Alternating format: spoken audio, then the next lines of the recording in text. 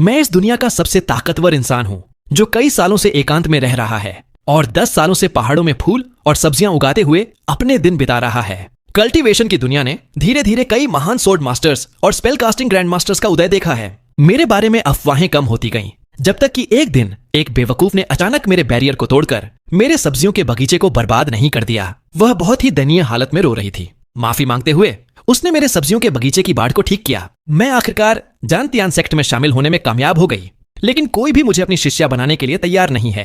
वे सब कहते हैं कि मैं बहुत भुलक्कड़ और बेवकूफ हूँ। वे मुझे सिखाने से मना करते हैं, लेकिन मेरी माँ ने साफ कहा था कि मैं असाधारण रूप से प्रतिभाशाली हूँ। मैंने इस बच्ची को देखा। मैं उसके पूरे शरीर में स्पिरिचुअल एनर्जी का एक अंश भी महसूस नहीं कर सका। ऐसा कोई तरीका नहीं था जिससे उसे असाधारण रूप से प्रतिभाशाली माना जा सके, लेकिन वह बहुत शोर कर रही थी। मैंने बेमन से उसे अपनी शिष्या बना लिया। किसने सोचा होगा कि वह असल में एक केओस ताओ बॉडी थी, जो 10,000 सालों में एक बार देखी जाने वाली दुर्लभ चीज है।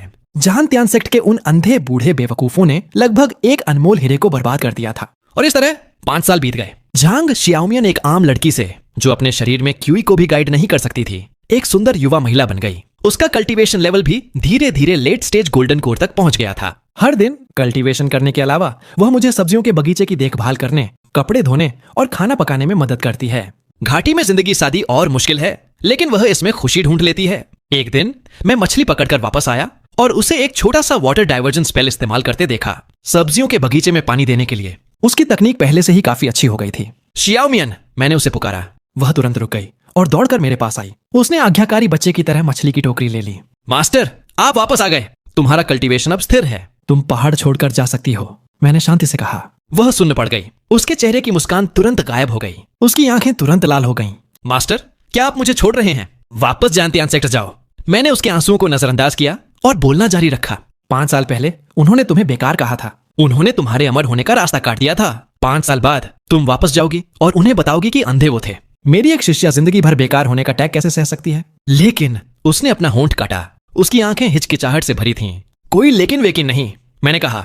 मेरे लहजे में बहस की कोई गुंजाइश नहीं थी। तुम्हें जाना चाहिए और वह वापस लेना चाहिए जो तुम्हारा है। वे लोग जिन्होंने कभी तुम्हें नीची नजर से देखा था, तुम्हें उन्हें अपनी ओर सम्मान से देखने पर मजबूर करना होगा। मैंने अपने कपड़ों से एक जेड पेंडेंट निकाला। यह एक प्राचीन शैली का था, जिस पर केवल एक अक्षर लू खुदा हुआ था। यह एक सुरक्षात्मक आर्टिफैक्ट है जिसे मैंने 100 सालों तक अपने ही खून और पसीने से सींचा है। इसे पहनो। मैंने जेड पेंडेंट उसकी कमर पर बांध दिया। इस दुनिया में अब ऐसे बहुत कम लोग हैं जो तुम्हें नुकसान पहुंचा सकते हैं। जाओ, जब तुम्हारा काम हो जाए तो वापस आ जाना। झांग शियाओमियन जानती थी कि वह मुझसे बहस नहीं कर सकती और आंसुओं के बीच केवल सिर हिला सकती थी। उसने मेरे सामने 3 बार सिर झुकाया। मास्टर, अपना ख्याल रखना।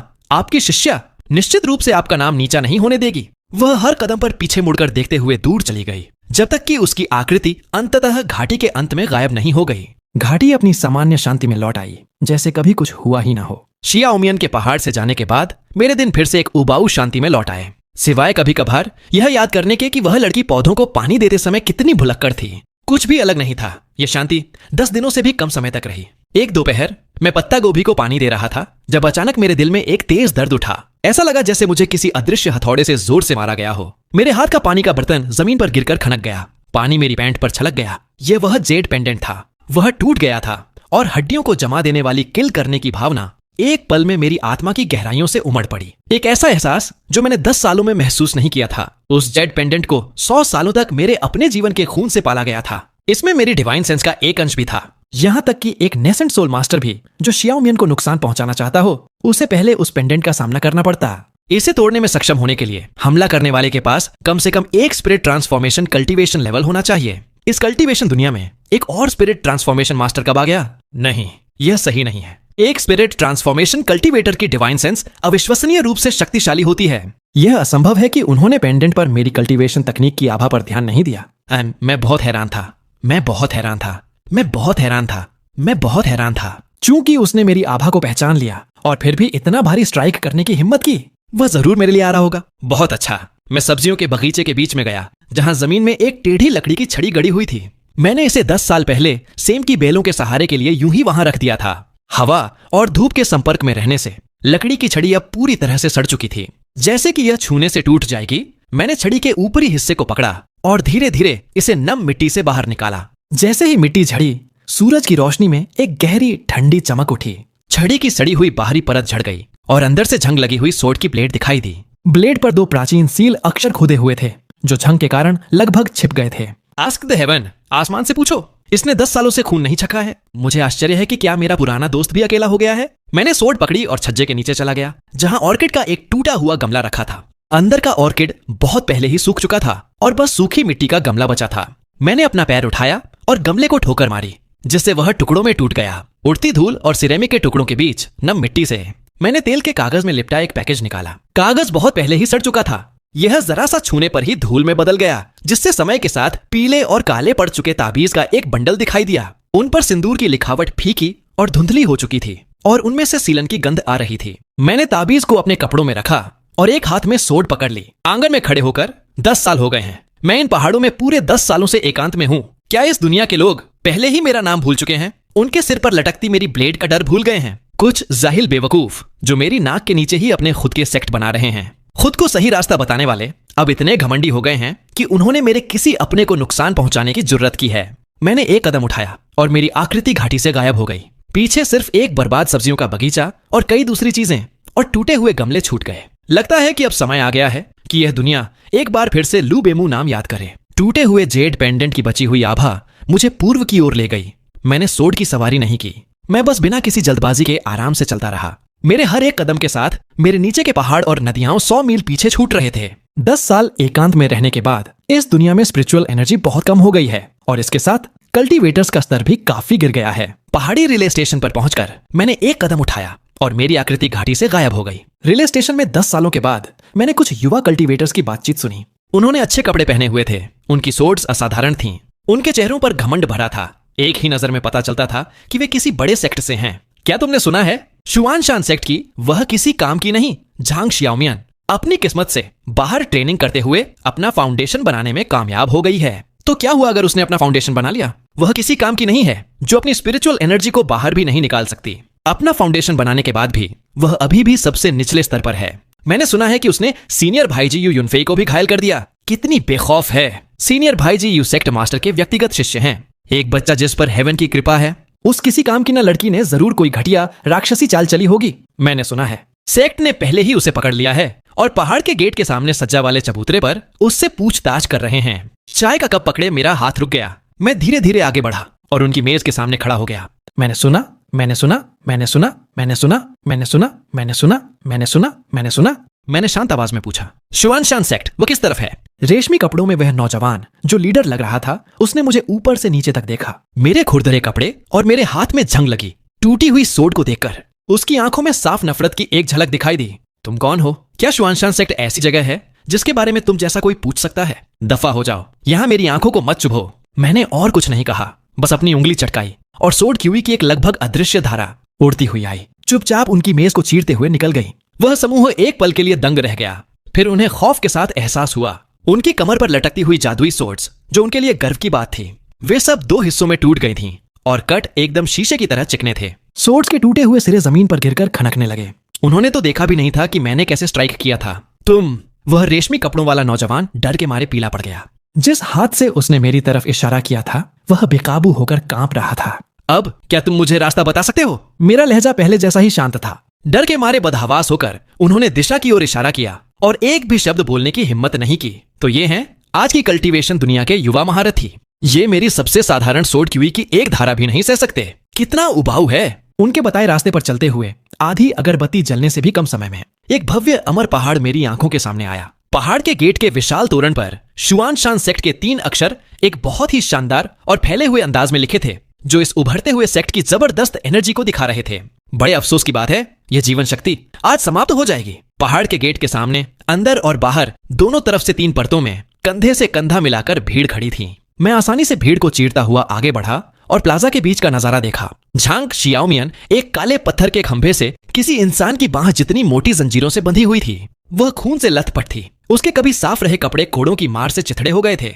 कोड़ों के निशान इतने गहरे थे कि हड्डियां तक दिख रही थीं और उसकी सांस उखड़ रही थी। उसका सिर बेजान सा लटका हुआ था और वह साफ तौर पर आधी बेहोशी की हालत में जा चुकी थी। उसके सामने एक मगरूर नौजवान खड़ा था। यह वही जियू युनफेई होगा जिसके बारे में वे बात कर रहे थे।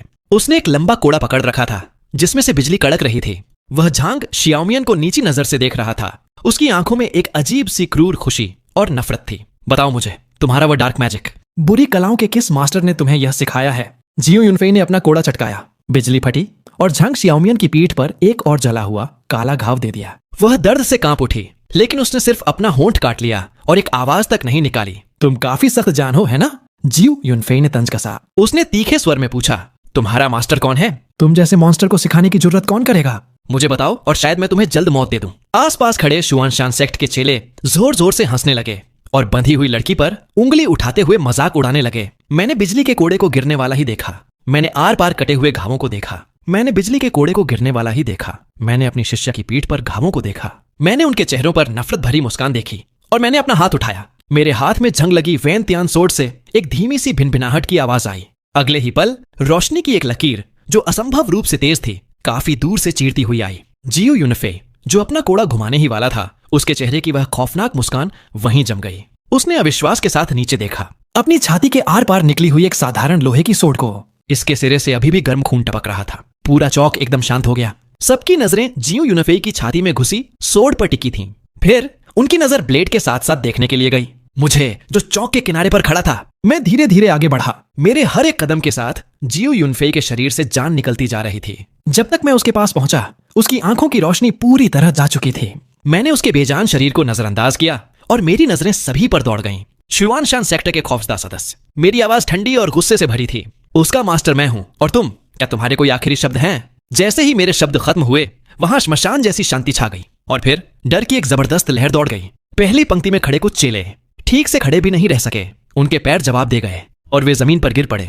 एक बूढ़ा आदमी जो किसी एल्डर के कपड़ों में था भीड़ से बाहर आया और मेरी ओर इशारा किया। वह चिल्लाया, खुद को बहादुर दिखाने की कोशिश करते हुए, ओह दुष्ट राक्षस! मेरे शुआनशान सेक्ट के गेट के सामने खून करने की हिम्मत, सेक्ट मास्टर के व्यक्तिगत शिष्य को किल करने की हिम्मत। तुम मुझे उसके साथ शब्दों को बर्बाद करने में कोई दिलचस्पी नहीं थी। मैंने बस उसे एक उड़ती हुई नजर से देखा, लेकिन उस एक नजर में सोड इंटेंट का वह अंश था जिसे मैंने 10 सालों से इस्तेमाल नहीं किया था।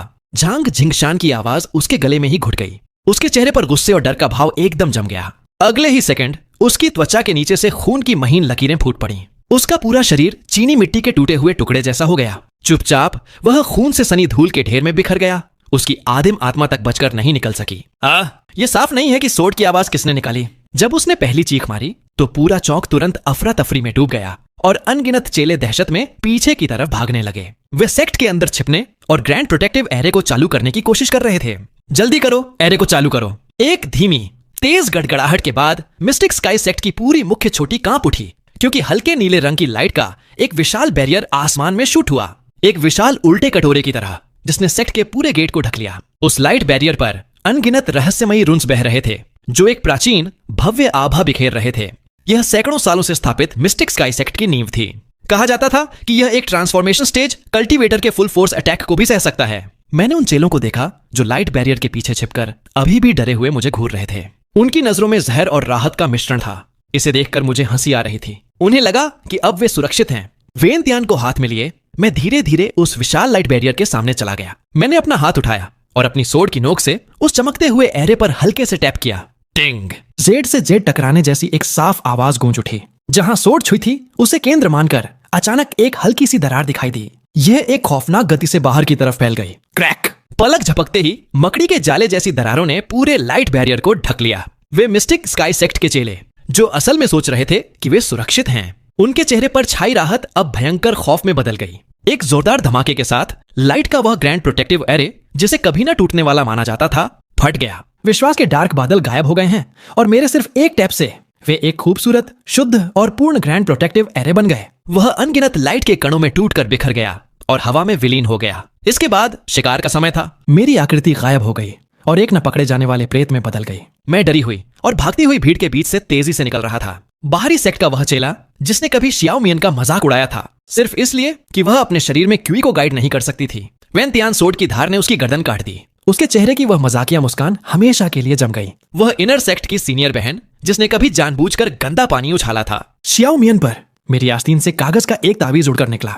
यह आसमान को जला देने वाली आग में बदल गया, जिसने उसे और उसकी चीखों को राख में बदल दिया। और सजा वाले चबूतरे के पास खड़े वे लोग जो हंसे थे और मजाक उड़ा रहे थे, मुझे उनका एक एक चेहरा याद था। मेरे हाथ में वैनतियान सोर्ड ऐसा लग रही थी जैसे उसमें खुद की जान हो।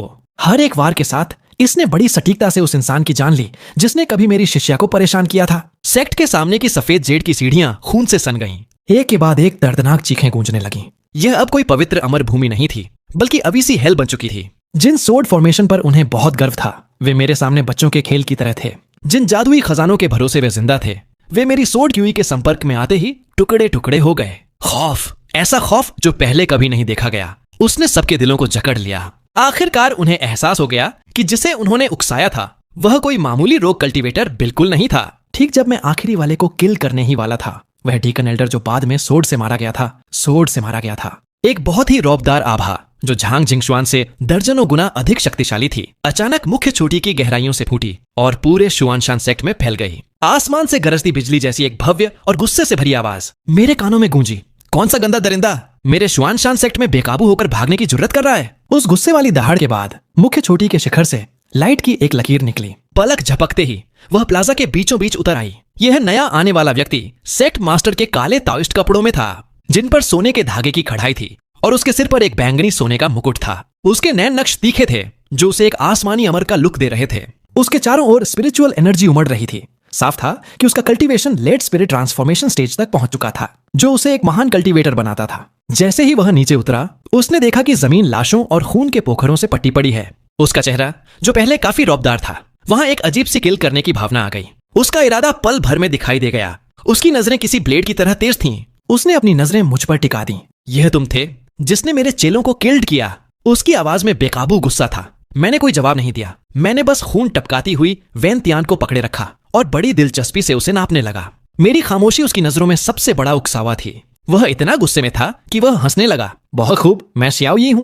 जब से मैंने 300 साल पहले शुआनशान सेक्ट की स्थापना की है, तुम पहले इंसान हो जिसने ऐसी जुर्रत की है इस जगह पर इतनी भयंकर हरकत करने की। आज मैं तुम्हारी आत्मा को खींच लूंगा और उसे रिफाइन करूंगा। तुम्हें ऐसा श्राप दूंगा कि तुम्हारा कभी पुनर्जन्म नहीं होगा। उसकी बात खत्म होने से पहले ही अचानक उसके पीछे कुछ प्रकट हुआ। हरी इमोर्टल सोर्ड। जैसे ही वह सोर्ड प्रकट हुई, उसके बजने की आवाज बादलों में गूंज उठी, जो अपने साथ एक ऐसी तेज आभा लेकर आई थी जो हेवन को भी चीर सकती थी। इसने हवाओं और बादलों को हिला दिया, जिससे उनका रंग बदल गया। यह सेक्ट मास्टर का अपना आर्टिफैक्ट है। किंगशियान सोर्ड सेक्ट मास्टर से बना रहे हैं, अपना दांव चलते हुए। यह दुष्ट अब खत्म है।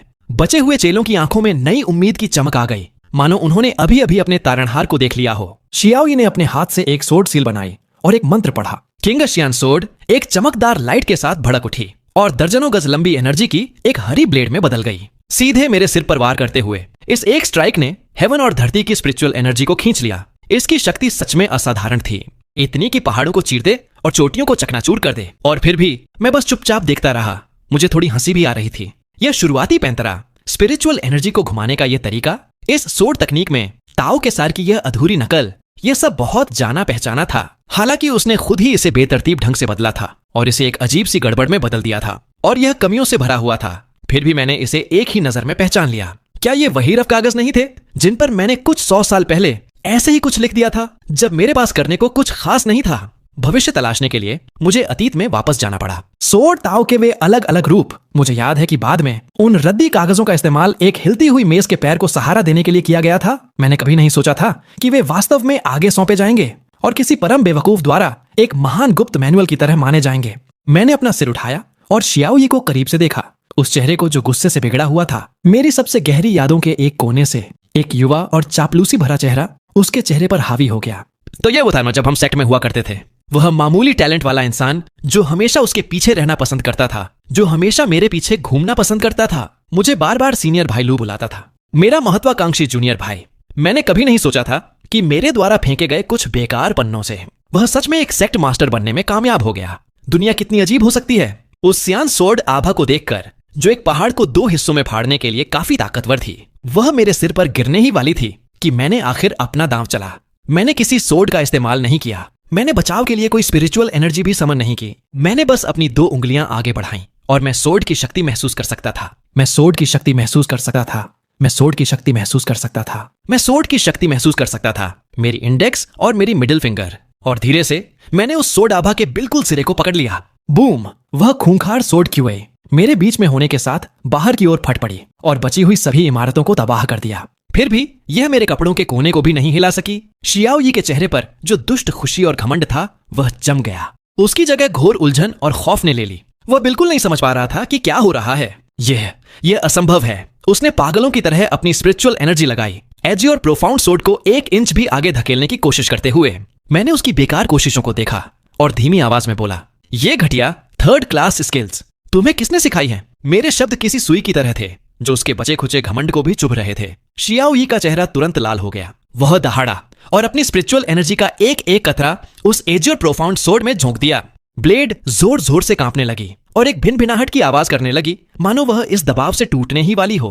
मेरी उंगलियों की पकड़ से आजाद होने की कोशिश करते हुए, टूट जा, उसने अपना पूरा जोर लगा दिया। सोर्ड के सिरे पर सियान लाइट इतनी तेज थी कि आप मुश्किल से अपनी आंखें खोल पाते। लेकिन अफसोस की बात थी, एक जुगनू आखिर में सिर्फ एक जुगनू ही रहता है। मैं अब बेताब हो रहा था। मेरी उंगलियों के हल्के से दबाव के साथ ही पूरे प्लाजा में एक साफ दर्द भरी चीख गूंज उठी। वहां मौजूद सभी लोगों की डरी हुई आंखों के सामने वह सोर्ड, जिसे प्रोफाउंड हेवन सेक्ट के चेले एक डिवाइन वेपन मानते थे, एज्योर प्रोफाउंड सोर्ड, सिरे से शुरू होते हुए वह इंच दर इंच टूटने लगी। अनगिनत सियान टुकड़े जमीन पर खनकते हुए गिरे। एस्टरिस्क, पीप, एस्टरिस्क। उसका जुड़ा हुआ वेपन तबाह हो गया था, जिससे शियाओ की आत्मा बुरी तरह हिल गई थी। उसने तुरंत मुंह भर के खून थूका और उस पल में ऐसा लगा जैसे वह कई दशक बूढ़ा हो गया हो। उसकी आभा बेहद कमजोर हो गई थी। वह लड़खड़ाते हुए पीछे हटा, मुझ पर इशारा करते हुए। उसकी आंखों में सिवाय घोर खौफ और अविश्वास के कुछ नहीं था। तुम आखिर कौन हो? मुझे अब उस पर और शब्द बर्बाद करने की परवाह नहीं थी। उसने मेरी उंगलियां हटाईं और उसकी तरफ धीरे धीरे एक एक कदम बढ़ाने लगा। मेरे कदम धीमे और हल्के थे, लेकिन हर कदम ऐसा लग रहा था मानो सबके दिलों पर पड़ रहा हो। इस अदृश्य दबाव में बचे हुए चेले और एल्डर बार बार पीछे हट रहे थे। कुछ के तो पैर इतने कमजोर हो गए कि वे वहीं जमीन पर गिर पड़े। शियाओ ये भागना चाहता था, लेकिन वह मेरी आभा के कारण अपनी जगह पर ही जम गया था। उसका शरीर पत्थर की तरह सख्त हो गया था। वह एक उंगली तक नहीं हिला पा रहा था। वह मुझे अपनी ओर आते हुए सिर्फ लाचारी से देख सकता था। मैं उसके पास गया और वह मुझे धीरे धीरे अपनी हथेली उठाते हुए देखने लगा। उसकी आंखों में एक दृढ़ निश्चय की चमक आई। ऐसा लगा जैसे वह अपनी प्राइमोर्डियल स्पिरिट को उड़ाना चाहता है और मुझे भी अपने साथ ले जाना चाहता है। मेरे सामने तुम्हें खुद को खत्म करने का भी हक नहीं है, मैंने धीमी आवाज में कहा, और मेरी हथेली हल्के से टिक गई। उसके पेट के निचले हिस्से पर, ठीक उसके डेंटियन के ऊपर, बस एक हल्का सा दबाव। फिर मैंने हाथ वापस खींच लिया। शियाओ का पूरा शरीर ऐसे कांप उठा जैसे बिजली गिर गई हो। वह बुरी तरह कांपा और उसने नीचे अपने ही डेंटियन की तरफ देखा। उसका चेहरा पहले उलझन से खाली था, फिर अनंत निराशा से घिर गया। वह स्पिरिचुअल एनर्जी जिसे उसने सैकड़ों सालों की मेहनत से कल्टीवेट किया था, वह अब बांध तोड़कर निकलने वाली बाढ़ की तरह हो गई थी। उसके शरीर के रोम रोम से तेजी से निकल रही थी और हेवन और धरती में लौट रही थी। उसका बेजोड़ मजबूत क्यूई का सागर अब एक पंचर हुई गेंद की तरह था। अब उसमें स्पिरिचुअल एनर्जी का एक कतरा भी नहीं टिक पा रहा था। उसका कल्टीवेशन लेवल आंखों के सामने तेजी से गिर रहा था। Soul formation, nascent soul, golden core, foundation establishment, यहां तक कि आखिर में वह बस एक आम इंसान बनकर रह गया जो अब कभी कल्टीवेट नहीं कर सकता था। कल्टीवेशन छिन जाने पर शियाओ ने दिल दहला देने वाली और खून जमा देने वाली चीख मारी। वह जमीन पर ऐसे गिर पड़ा जैसे पानी से बाहर निकली मछली। बेतहाशा फड़फड़ाते हुए वह जमीन पर पड़ा रहा। सांसों के लिए हांफते हुए उसकी धुंधली नजरें मुझ पर टिक गईं। ऐसा लग रहा था जैसे वह मेरी तकनीकों में, मेरे जबरदस्त रौबदार अंदाज में कुछ ढूंढने की कोशिश कर रहा हो। कुछ जाना पहचाना सुराग ढूंढने की कोशिश। वह डर जो उसकी यादों की सबसे गहरी परत में कैद था, वह धीरे धीरे जाग रहा था। उसे याद आया सैकड़ों साल पहले का उस शख्स का अक्स जिसने एक गॉड या दानव की तरह पूरे एक युग पर राज्य किया था। उसे कल्टीवेशन मैनुअल के वे फटे पन्ने याद आए जिन्हें उस आदमी ने यूं ही फेंक दिया था, जिन्हें उसने खुद एक अनमोल खजाने की तरह संजो कर रखा था। उसे उस आदमी का महान सोर्ड इंटेंट याद आया जो बड़ी आसानी से आसमान और धरती का रंग फीका कर सकता था। उसके सामने खड़ा यह साधारण सा दिखने वाला आदमी और वह लेजेंडरी इंसान धीरे धीरे एक हो गए। उसकी पुतलियां सिकुड़ गईं, उसके होंठ कांपने लगे क्योंकि उसने अपनी आखिरी बची हुई ताकत लगाई कुछ शब्द बाहर निकालने के लिए। तुम हो लू बेमू। मैंने उसे नीची नजर से देखा। मेरी आंखों में कोई भावना नहीं थी, मानो मैं बस एक चींटी को देख रहा हूं। शियाओ को अपाहिज करना तो बस एक शुरुआत थी। मैंने उसे मुड़कर देखा भी नहीं। यह चींटी जो कभी बहुत खुशी से उछल कूद कर रही थी, अब मेरे ध्यान के लायक नहीं थी। मेरी नजरें धीरे धीरे उठीं और दूर उस मुख्य चोटी पर टिक गईं जो बादलों को छू रही थी। वहां पर प्रोफाउंड स्काई सेक्ट की नींव थी, वह स्रोत जिसने इस सेक्ट के 100 सालों के भाग्य को संभाला हुआ था। इसकी स्पिरिट वेना। 10 साल जब से मैं साउथ माउंटेन पर एकांत में गया था, यह सोर्ड जिसका नाम वेंशियान था, यूं ही मेरे सब्जियों के बगीचे में एक खंभे की तरह 10 सालों से गड़ी हुई थी। इस पर खीरे बांधे गए थे और सेम की बेलें इसके चारों ओर लिपटी हुई थीं। इसकी ब्लेड पर मौजूद किल करने की भावना दुनिया के प्रतीक की आभा से बहुत पहले ही धुल चुकी थी। ये दुनिया का प्रतीक था, ये दुनिया का प्रतीक था, दुनियावी जिंदगी। लेकिन अब ऐसा लग रहा था कि यह अपने मास्टर की इच्छा समझ गई है और धीरे धीरे एक उत्साहित आवाज निकालने लगी है, मॉडल। मैंने 10 सालों तक एक बगीचे की देखभाल की है और मैंने 10 सालों तक अपनी सोड को पाला है। आज मैं इस दुनिया को इस ब्लेड की धार की याद दिलाऊंगा। शांति से मैंने वेंशियान को अपने सिर के ऊपर उठाया। उसी पल हवा रुक गई, बादल जम गए। पूरी दुनिया ऐसी लग रही थी मानो किसी ने पॉज दबा दिया हो। सभी आवाजें, सभी रंग एक ही पल में छिन गए। पूरे हेवन और धरती में बस एक ही चीज बची थी और वह थी मेरी सोड की धार से निकलने वाली आभा। सोड इंटेंट अपने चरम पर पहुंचकर पागलों की तरह छलक रहा था। यह स्पिरिचुअल एनर्जी की शानदार सुनहरी लाइट नहीं थी, न ही दुनिया को तबाह करने वाली राक्षसी एनर्जी की ताकत थी, बल्कि यह एक शुद्ध इच्छा थी, इतनी तेज कि यह सारी रचनाओं को चीर सकती थी। प्रोफाउंड हेवन सेक्ट के बचे हुए चेलों को यह देखकर भयंकर खौफ हुआ कि पहाड़ की रक्षा करने वाला वह ग्रैंड एरे, जिस पर उन्हें बहुत गर्व था, इस सोड इंटेंट के सामने वह सूरज की धूप में रखी बर्फ की तरह था, चुपचाप पिघल रहा था, बिना कोई निशान छोड़े गायब हो रहा था। फिर मैंने एक ही स्ट्राइक में अपनी सोड नीचे की। कोई धरती फाड़ने वाली गड़गड़ाहट नहीं थी, यहां तक कि जरा सी आवाज भी नहीं हुई। इस एक स्ट्राइक के साथ समय और स्थान दोनों ने अपना मतलब खो दिया था। नंगी आंखों से न दिखने वाली सोड एनर्जी की एक ग्रे लकीर ब्लेड से बाहर निकली। यह धीमी लग रही थी, लेकिन असल में यह किसी के सोचने से भी ज्यादा तेज थी। यह सीधे प्रोफाउंड हेवन सेक्ट की मुख्य चोटी की तरफ उड़ी। हर तरफ एक खौफनाक सन्नाटा छा गया। एक पल बाद क्रैक, एक हल्की सी टूटने की आवाज सुनाई दी, जैसे कि यह कोई इशारा हो। फिर सभी देखने वालों की डरी हुई नजरों के सामने एक ऐसा नजारा दिखा जिसे वे अपनी पूरी जिंदगी नहीं भूल पाएंगे। प्रोफाउंड हेवन सेक्ट की वह मुख्य चोटी जो सैकड़ों सालों से खड़ी थी, अपने शिखर से ही टूटने लगी। एक ऐसी दरार जिसकी गहराई नापी नहीं जा सकती। उसने तुरंत पूरे पहाड़ को चीर दिया। गड़गड़ाहट, कान के पर्दे फाड़ देने वाली तेज आवाज आखिरकार पूरी जमीन पर फैल गई। वह विशाल स्प्रिट वैन जो प्रोफाउंड हेवन सेक्ट को संभाले हुए थी, इस एक बेजोड़ और रौबदार स्ट्राइक से बुरी तरह कट गई थी और उसमें से टूटे हुए बांध की तरह भारी मात्रा में शुद्ध स्पिरिचुअल एनर्जी फूट पड़ी, जो एक तूफान में बदलकर हर दिशा में तबाही मचाने लगी। पहाड़ टूटने लगा, बड़े बड़े पत्थर नीचे गिरने लगे, महल खंडहरों में बदल गए। यह सेक्ट जो कल्टीवेशन की दुनिया में बहुत मशहूर हो गया था, जिसे नई पीढ़ी का लीडर कहा जाता था, वह मेरे देखते देखते बस इतना ही रह गया। मेरी ही आंखों के सामने पूरी तरह से तबाही का मैदान, तूफान थम गया। जैसे ही धूल बैठी, मैं वहां खड़ा था, हाथ में सोड लिए। मैं धीरे धीरे वहां गया जहां पहाड़ का गेट हुआ करता था, जो अब मलबा बन चुका था। मेरी सोड की नोक ने जमीन पर एक लकीर खींची, जैसे किसी कागज पर लोहे का ब्रश, जिससे पत्थर के टुकड़े उड़ने लगे। खंडहरों पर एक गहरा निशान रह गया, जिसके कट बहुत तेज और आदेश देने वाले थे।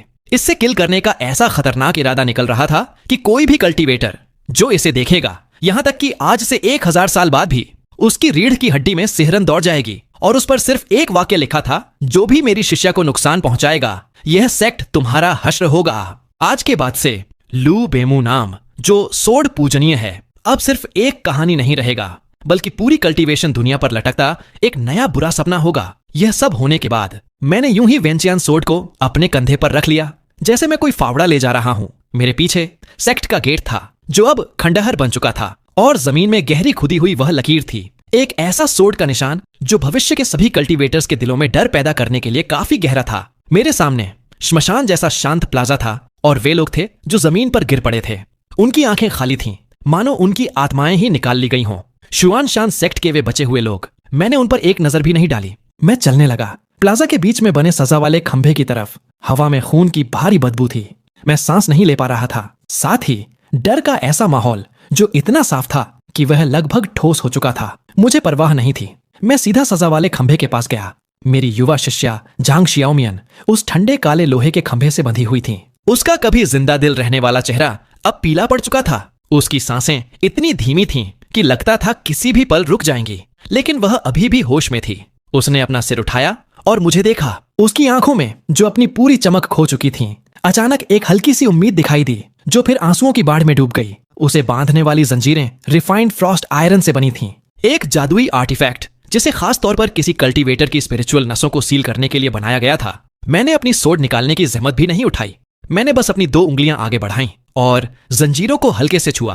क्लैंग, एक साफ खनकती हुई आवाज गूंजी, जैसे जितर का कोई तार टूट रहा हो। वे बेहद मजबूत काले लोहे की जंजीरें टुकड़े टुकड़े हो गईं और जमीन पर बारीक धूल के ढेर में बदल गईं। अपना सहारा खो देने के बाद झांग शियाओमियन का शरीर आगे की तरफ गिर पड़ा। मैंने हाथ बढ़ाया और उसे अपनी बाहों में पकड़ लिया। बहुत हल्की, मेरे सब्जियों के बगीचे के सबसे बड़े विंटर मेलन से भी हल्की। मास्टर, उसने मेरे सीने पर सिर टिका दिया। अपनी आखिरी बची हुई पूरी ताकत लगाकर उसने बस ये 2 शब्द निकाले। उसके बाद वह और कुछ नहीं बोल सकी। बस उसने कसकर मेरे कपड़ों को पकड़ लिया। उसके खामोश आंसुओं ने मेरे सीने को भिगो दिया। मैं महसूस कर सकता था उसकी स्पिरिचुअल नसें टूटने की कगार पर थीं और उसके अंदरूनी अंगों को भारी नुकसान पहुंचा था।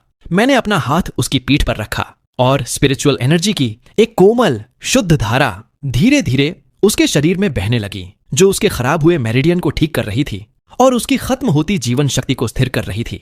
उसके शरीर का कांपना बंद हो गया और उसकी सांसें धीरे धीरे सामान्य हो गईं। मैंने नीचे देखा, अपनी बाहों में उस शिष्या को जो एक आवारा बिल्ली के बच्चे की तरह रो रही थी। मेरा दिल, जो 10 सालों से एक पुराने कुएं की तरह शांत था, आखिरकार पिघल गया। अब सब ठीक है, मैंने नरमी से कहा। मेरी आवाज ज्यादा तेज नहीं थी, फिर भी वह उस पूरे श्मशान जैसे शांत प्लाजा में साफ साफ सुनाई दी। तुम्हारा मास्टर तुम्हें घर ले जा रहा है। यह कहने के बाद मैं घूमा और उसे अपनी बाहों में लिए वहां से चला गया। मेरे पीछे खौफ और घबराहट से भरी अनगिनत नजरें थीं। यह एक सेक्ट की तबाही थी और एक लेजेंड का पुनर्जन्म था। लेकिन जैसे जैसे मैं दूर जाता गया, मैंने पीछे मुड़कर नहीं देखा। मेरी बाहों में झांग शियाओमियन की सांसें आखिरकार थोड़ी स्थिर हो गई थीं।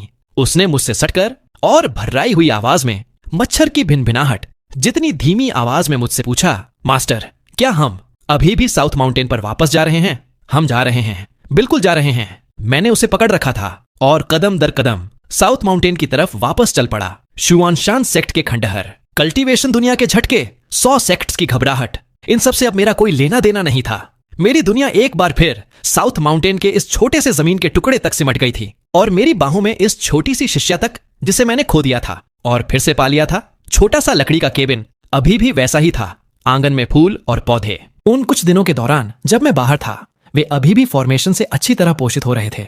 मैंने झांग शियाओमियन को लिया और उसे धीरे से उसके अपने कमरे में बिस्तर पर लिटा दिया।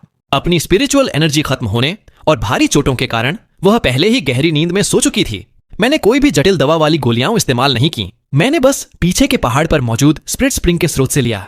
दुनिया की सबसे शुद्ध स्पिरिचुअल एनर्जी का इस्तेमाल करते हुए वह पहले ही गहरी नींद में सो चुकी थी। मैंने झांग शियाओमियन को लिया उसके घावों के लिए। बाद में मैंने बिस्तर के नीचे से धूल से सना एक लकड़ी का बक्सा निकाला। अंदर से मैंने यूं ही एक गहरी गोल गोली निकाली और उसके मुंह में डाल दी। यह कुछ ऐसा था जिसे मैंने मजाक मजाक में बहुत पहले बनाया था। मैं इसके असली फायदों को बहुत पहले ही भूल चुका था। मुझे बस इतना याद था कि मैं इन्हें मीठी गोलियों की तरह खाया करता था, क्योंकि इसमें स्पिरिचुअल एनर्जी इतनी तेज थी कि यह थोड़ी हावी हो जाती थी। ये सब करने के बाद मैं अपनी सब्जियां उगाने, मछली पकड़ने और झपकी लेने वाली जिंदगी में वापस चला गया। एकमात्र अंतर यह था, अब मेरे आसपास एक छोटी सी शैडो मेरा पीछा कर रही थी। झांग शियाओमियन के उठने के बाद वह अब पहले जैसी चंचल नहीं थी, न ही वह बात बात पर रोती थी। वह बस ज्यादा शांत और ज्यादा मेहनती हो गई थी। हर दिन सुबह होने से पहले वह खुद ही आंगन में जाती थी और उन सोड मूव्स की प्रैक्टिस करती थी जो मैंने उसे सिखाए थे। बार बार जिंदगी और मौत का सामना करने के बाद उसके केओस ताओ बॉडी का पोटेंशियल पूरी तरह से बाहर आ गया था। उसके शरीर में स्पिरिचुअल एनर्जी अब रुके हुए पानी के तालाब जैसी नहीं थी, बल्कि एक बड़ी उफनती नदी की तरह थी। जब भी वह अपनी सोड घुमाती थी, उसमें एक तेज आभा होती थी जो मुझे भी हैरान कर देती थी। उसका ताव दिल, खून और आग में तपकर ऐसा मजबूत हो गया था कि उसकी कोई तुलना नहीं की जा सकती थी। मैं हमेशा की तरह आलसी ही रहा। मैंने वेंशियान सोड को वापस सब्जियों के बगीचे में गाड़ दिया। कभी कभी जब मुझे लगता था कि यह रास्ते में आ रही है, तो मैं इसे बाहर निकालता और इसके तेज ब्लेड से कुछ फल छील लेता, या ब्लेड के चपट्टे हिस्से का इस्तेमाल करके कुछ अनजान मक्खियों को मार देता।